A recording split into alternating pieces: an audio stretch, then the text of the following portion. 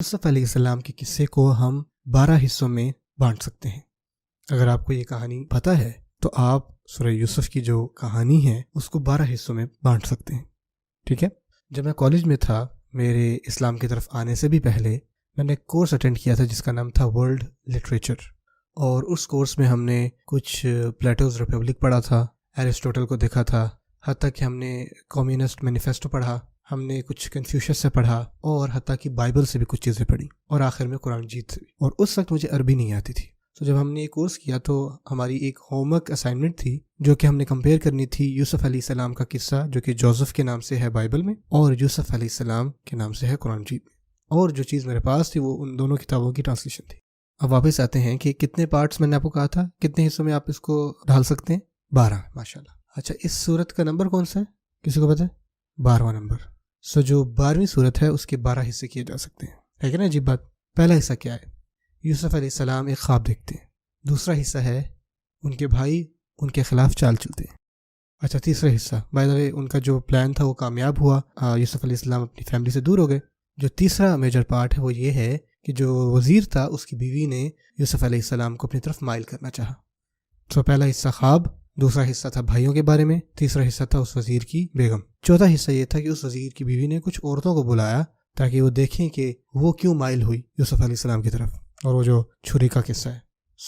اس کے بعد کیا ہوتا ہے؟ جو 5واں حصہ وہ یہ ہے ان کے اوپر جھوٹا الزام لگایا گیا اور ان کو جیل میں ڈال دیا گیا۔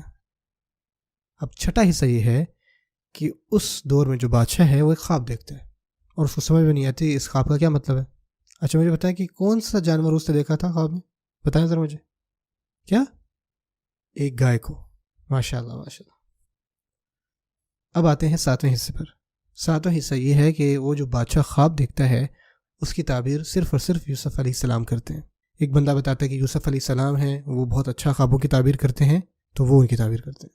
8واں حصہ ہے کہ یوسف علیہ السلام کو جیل سے نکال دیا جاتا ہے۔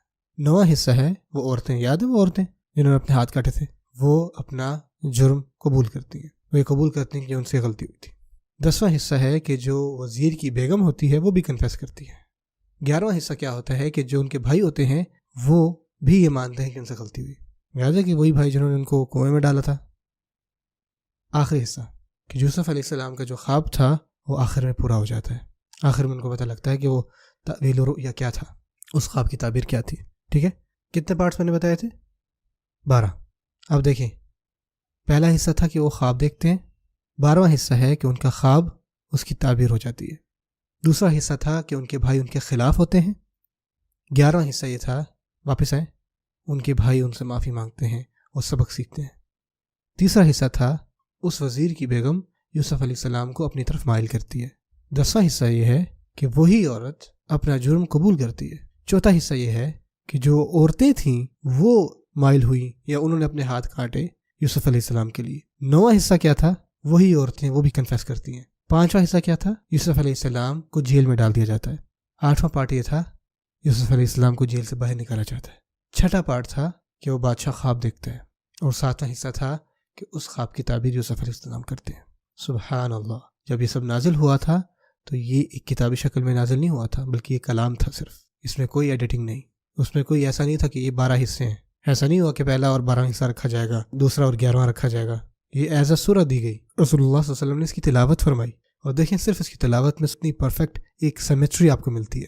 سبحان اللہ ما اعجب هذا الکلام۔